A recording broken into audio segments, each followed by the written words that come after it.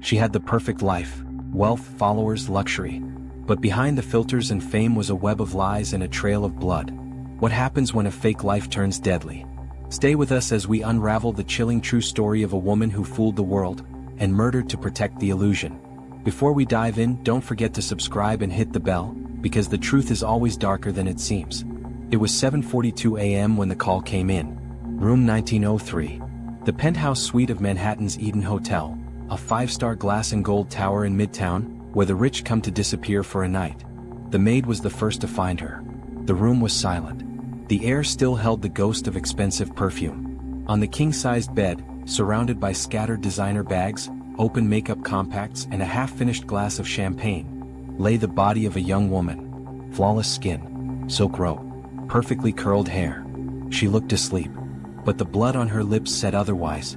Her name, according to the hotel registry, was Eva Sinclair. A socialite, an influencer, a woman who at first glance had it all.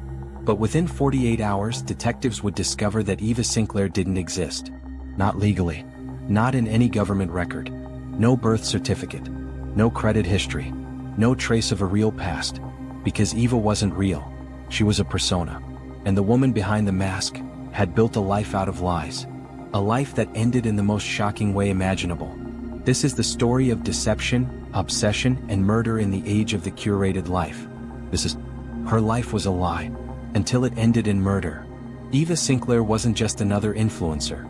She was the algorithm. With over 2.3 million followers, Eva's Instagram feed looked like something pulled straight from a luxury fashion campaign. Private jets, rooftop dinners, shopping bags from Paris, sunsets in Santorini. To her fans, she was goals. A self-made mogul. Mysterious, magnetic, untouchable. But to those who worked behind the scenes, Eva was something else entirely: elusive, paranoid, and always watching her back. Her real name was never used. No one knew her hometown. Her interviews were all online, pre-recorded, heavily edited, and always under tight control. No podcast appearances. No press junkets. Just a perfectly curated version of a woman who seemed to rise from nowhere. What the public didn't know was that Eva's real name wasn't Eva. It was Claire Mitchell. And her entire empire had been stitched together from stolen identities, fake documents, photoshopped invoices, and lies. Claire had spent the last 5 years creating Eva from scratch. A Frankenstein of filters, followers, and forged luxury. Every photo had a purpose. Every brand deal a calculated step. But the mask she wore was starting to crack. Because Eva didn't just fake a lifestyle. She faked entire relationships. And one of those relationships, someone she thought she could control, would eventually become her killer. Before she was Eva Sinclair, Claire Mitchell lived a life of mediocrity in a quiet Ohio suburb. She worked at a small digital marketing firm, kept to herself, and rarely made waves. But beneath that quiet demeanor was a mind always racing, calculating how to escape the dullness, how to become someone else. Her turning point? A client at the marketing firm, a struggling fashion brand, gave her access to influencer dashboards, fake follower packages, and a glimpse into the world of image manipulation. It clicked. The fame, the adoration, the money. She could create a life people would envy and pay her for. So she disappeared. Claire emptied her savings, vanished from Ohio, and re-emerged on the West Coast as Eva Sinclair. But Eva didn't rise alone. Enter Jason Vell, a web developer turned fixer, the man behind Eva's image. He forged documents, ran burner phones, edited photos to perfection, and made her social media accounts bulletproof.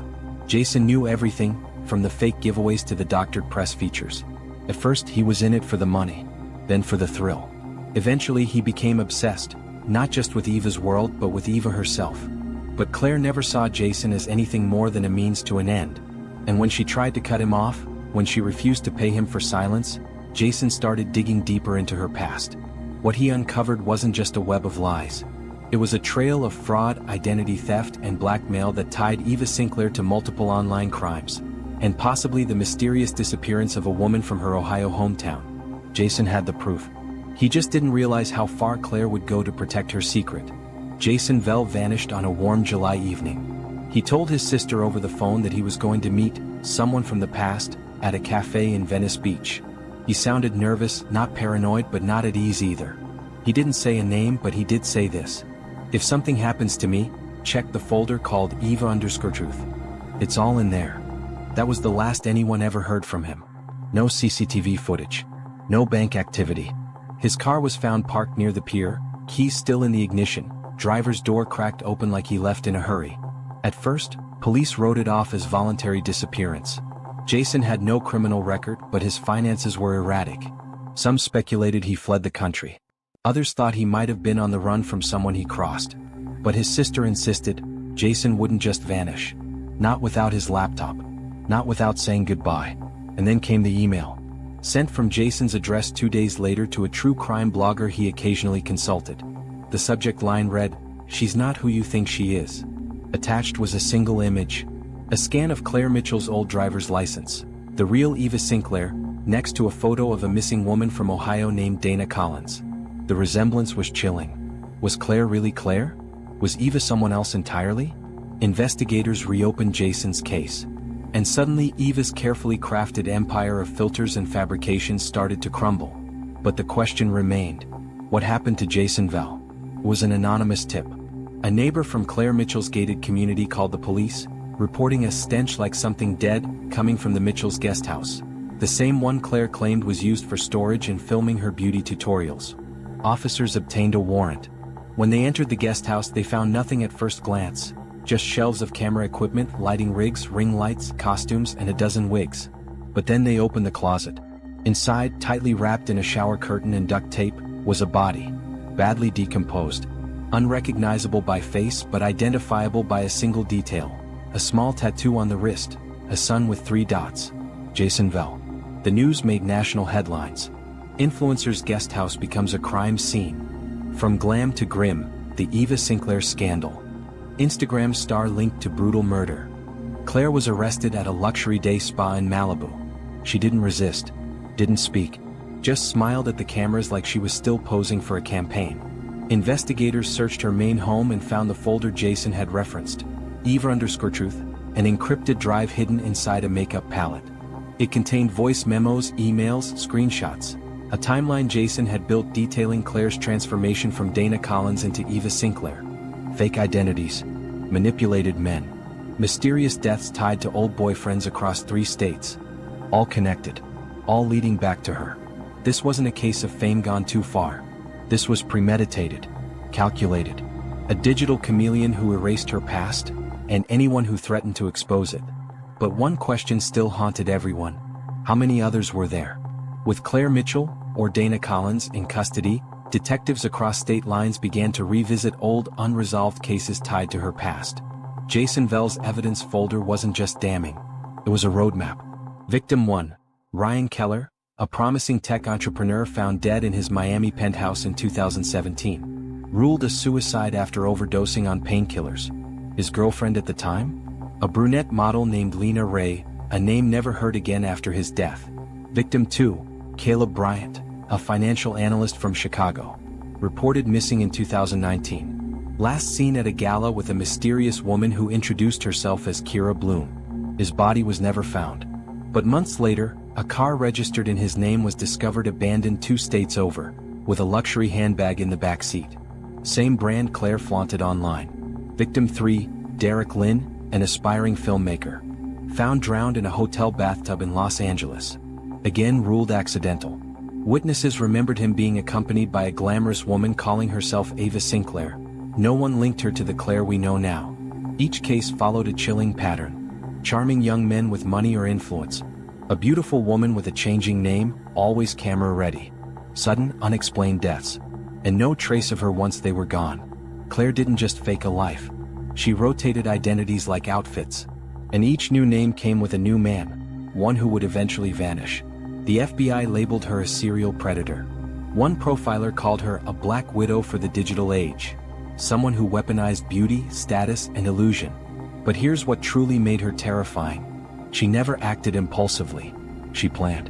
And she performed, always performing, always a character in the movie of her own life. When they confronted her in prison about these men, Claire smiled and whispered. They knew what they signed up for. When the trial began, the courtroom was packed. Reporters, true crime junkies, and even former acquaintances sat shoulder to shoulder, eager to witness the unraveling of one of the most elaborate fabrications in modern criminal history. But Claire Mitchell, now legally identified as Eva Sinclair, walked in like she was arriving at a red carpet event.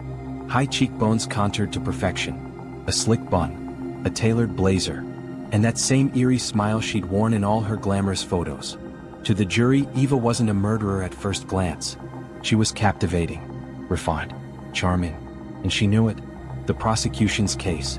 They painted Eva as a master manipulator who targeted wealthy men, infiltrated their lives under new identities, and left behind a trail of bodies and shattered families. They brought out timeline after timeline, digital receipts, hair and DNA traces, and Jason Vell's hard drive, the damning artifact that sealed her fate. The defense's strategy. Delusion. They claimed Eva was mentally ill, that she truly believed she was the people she pretended to be, that the men died by suicide or misfortune, and that she was just unlucky in love. But the jury didn't buy it. The final nail in the coffin? A recorded prison phone call, Eva speaking to a friend, laughing, saying, "I told you, babe, I am famous now." She thought she'd won, that her name would live forever in podcasts, documentaries, and tabloid headlines. And in a way she was right.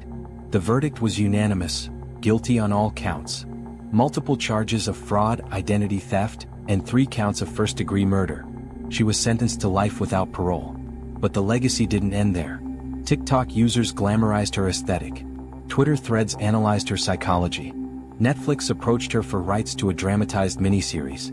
Even from a cell, Eva Sinclair continued performing. She didn't want money. She didn't want love. She wanted to be someone. And in the end, she became someone the world would never forget, for all the wrong reasons. If stories like this leave you questioning just how far someone will go to craft a perfect lie, hit that subscribe button and turn on notifications.